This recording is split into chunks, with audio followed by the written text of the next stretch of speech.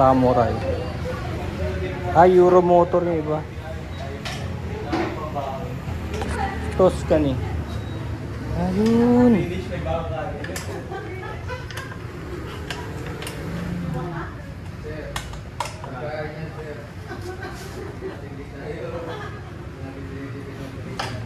Malapit na, malapit na.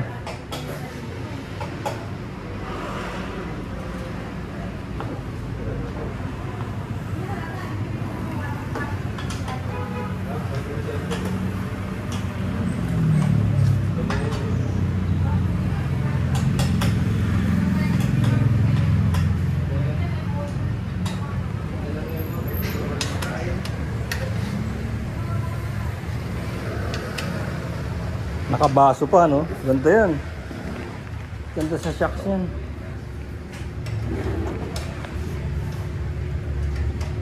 Filter nasa likod.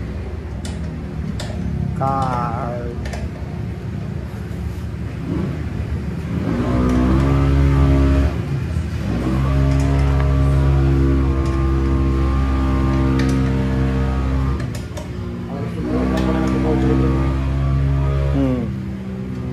Parang yung 135 ko.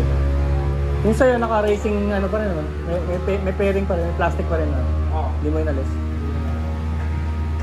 Maganda yun, pa-decal mo eh, para maging ano yun. Anong top speed mo? Kaya 150 na, di ba?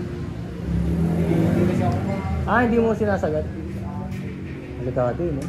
Ako, nakikita ko na nila sa YouTube eh.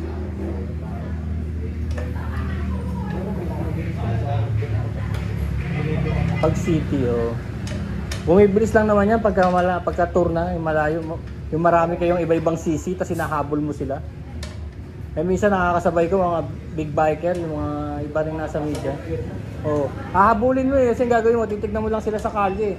Tapos hahabulin mo na, hindi mo na rin mapapansin na gano'n kakabilis. Ang nakakita na nung bilis ko yung camera eh. Hindi ko na rin tinitignan eh, kasi baka ma-aksidente ko.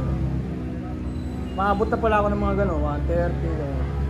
Kakahabol lang sa kanila. Oo, ako wala pa rin akong ano, bingo na, bingo ka na. Dito ako rin. High school pa ako. Wara ako 175. Tuli nun. Maski yung macho, no? Nakakargahan kasi yun. Kasi nung nasa expressway ako, ay nasa ano ko, Maharlika Highway. Hindi ko mahabol yung ano, yung macho. At hindi, sabi ko, bang klase to ah.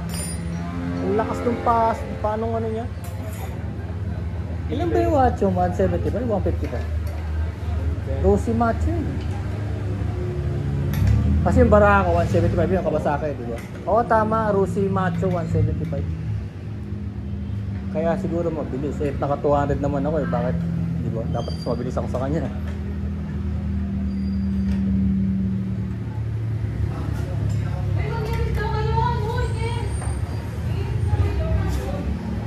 Palagay ko mapapansan dito pipe. Nagiging battle pipe to. Oo, nga rin, sakit oh. Tigas ulo eh, ewan ko ba? Bakit lagi ako nakakus? Meron namang scooter sa bahay. Kanya ko lang kasi pag-trip pagkawa ng scooter. Yung ADV, parang masarap i-drive to. Oo, ADV na. Mga ano na rin to eh. Scooter na rin to. Pag pinanggilid mo naman yun, tuling. Ayun na Mark, papatay mo na Mark. Sige, sabi ko kasi hindi ko makontak yung number ka ako eh. Sige, sige. I-angas mo na lang yung mga requirements ha, baka nasa kalimutan.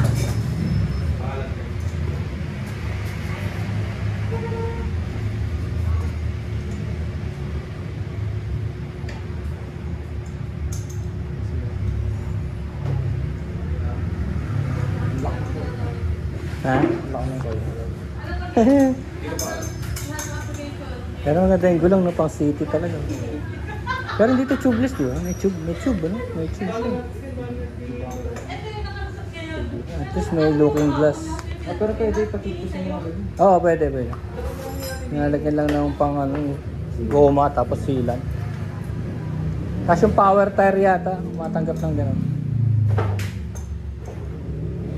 Ang hina kasi ng mga tube ngayon, Tigo 100. Ang hina eh. Pag nagpalit ka na ng gulong, sira na siya eh.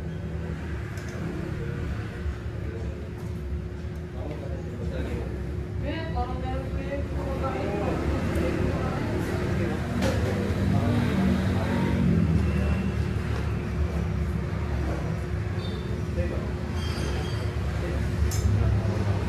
Ngayon ang pang ano, pang trail.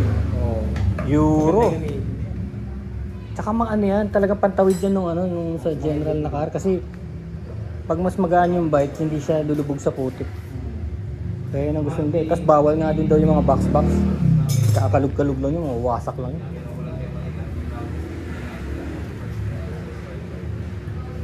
Yun, ayos na. Sarap ano. New bike, new bike. Saan ka ba sa Abito? Hindi, ano? General Ordonez Highway. Ordonez.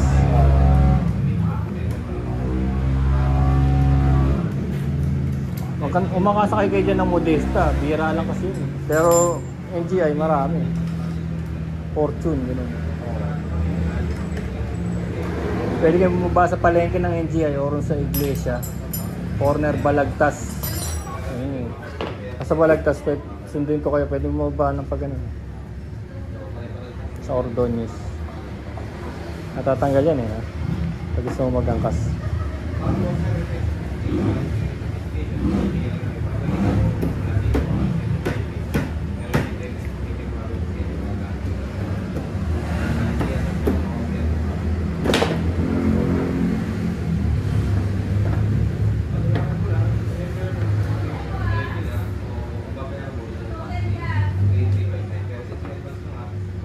Bali, dadalhin mo rin to ngayon. Iuwi nyo rin ngayon. Wala nang ano din sa amin. Ah. Wala nang problema.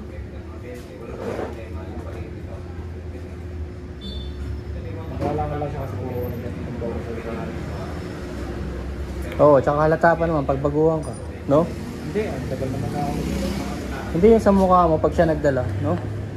Mapapanik yan. Kaya hindi pa siya napang-highway. Oo. Mapapanik yan.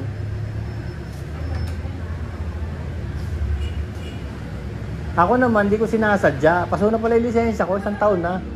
Saan pa ako nakakarating. Hindi pa rin ako na checkpoint. Nakita ko, nung tinignan ko lang yung wallet ko, walang nga, isang taon na palang wala. Eh kasi di ko lalawak 5 years, ngayon nga 10 years eh. hindi ko na rin titignan. Pag di ka nahuhuli, hindi mo na rin titignan. Pero grabe yun, 10 years.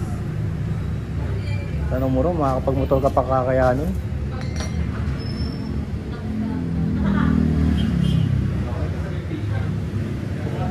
Tigas din ulo ko eh. Kagaya ng sa 200 na bike na yun. Yung nagpapasakit ng legs ko ngayon eh. Pero sige pa rin. Yung pa rin na sa... Ha?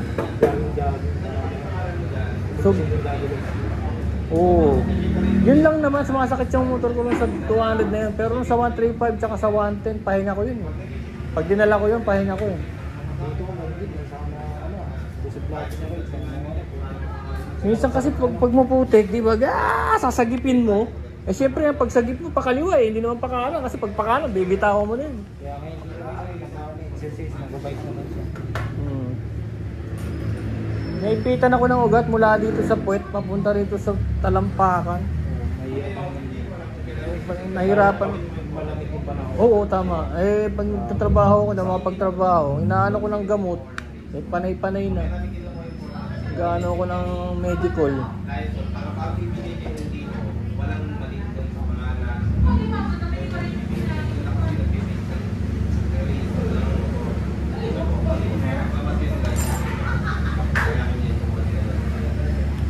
Yung isang na nabili ko, 135, ano yun eh. 25 lang yun. 4 bag yun. Ano nga yun eh, wala nga original na papeles yun eh. Xerox lang. Pero napaparehistro ko naman. Pwede naman pala yan. Pinakita ko muna sa kaibigan ko sa LTO. Sabi niya, pwede naman, wala namang alarma yan. Tsaka meron namang papakitang papel. Tapos kinostom ko nga ng gusto yun, kala ko hindi na rin papasa. Pumapasa pa rin. Kasi di ba, inano yung PM Vic? Parang, ang tawag doon, hinold ba yun? Hinold eh. Oo, hinold siya eh. Kaya pwede ka na ulit pumunta sa tabi-tabi. Hinold nila yung PM Vic ngayon eh. Ngayon, pumapasa siya eh. Super custom na. Hindi mo na ma-recognize sa original. At yung CB. Kaya lang yung pipe, binabalik ko sa original. Pagpaparesto ko, babalik yung original. Oo, para wala lang ano-ano.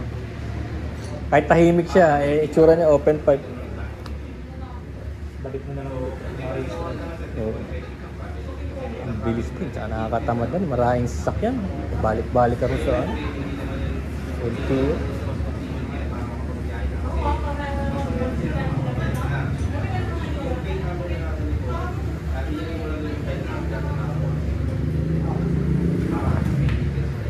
Halos na sinasabi sa akin mga picture ng ganito. Yung iba nakita ko nito, nilalakihan yung gulong, yung Foxstone ba yun? Ang laki kapal. Ang ganda pero mabagal yun, no? Pagka ganun na, mabagal na yun. Ginawa ko yun sa ano eh, sa Civic ko eh. Malalaki gulong ng Civic ko eh, naka 130 harap likod. Forma na lang yun. Oo, kumakadyot-kadyot na eh. Hanggang 65 na lang takbo ko. Hanggang 65 na lang. Tapos kinakabahan na rin ako sa banking dahil hindi... Dapat kasi mas maliit yung harap kaysa sa likod eh. Yung 200, yun ang di ko ginalaw. Talagang naka-stock siya. Pinangahataw.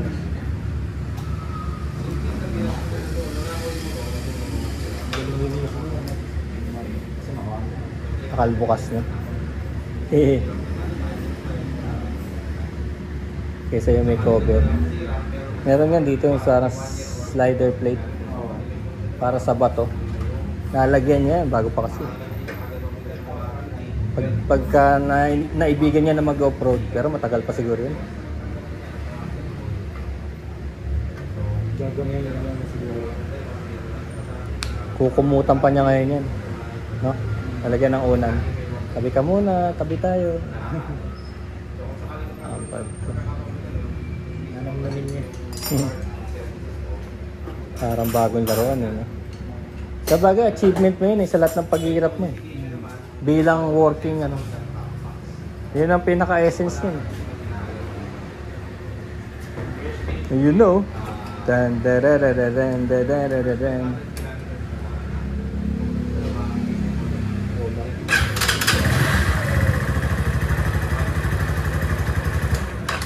Meron na rin kasi ano eh, parang capacitor no. Kasi yung sa akin, walang kick yun eh, yung 200. Nagtataka ako, hirap yung nag-a-alarm na yung battery, pero kaya pa niya.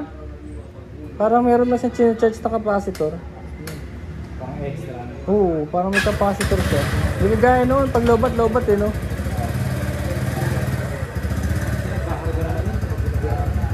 Oo nga. Wala na pag pinapalitin. Oo. Eh, dapat once a week gamitin eh. Diyan lang naman yung piscina ko ngayon, sa Cubao, Anonas. Lapit lang, 8 kilometers lang, tama-tama lang na talagang painitin yung mga motor. Yung asawa ko naman sa dati ko pa sa Sky. Ano pangalan ng kumpanya yun dati? Dati sa akin sa ngayon sa Concentric. Ah. Support siya ngayon. Oo, pumasa na rin ako sa Concentrix eh. Pero napunta ako sa Taskas. Kontrata lang yung pumunta na hindi siya parang sa taon ng Pero malaki sweldo. okay. Eh ikaw, sa mga officer din. ayaw mo na rin sa call center? Kasama mo siya? Hindi. Nauna ako mag-officer sa kanya. Ito talaga, copy ang hinahanap eh. Kahit nung nandun kami sa TV. Oo nga. Okay na? Picture na lang. Wow, tignan mo, naipantay oh. Wow! Super! Super lock and load. Ayun ang helmet, ang ganda naman pala eh.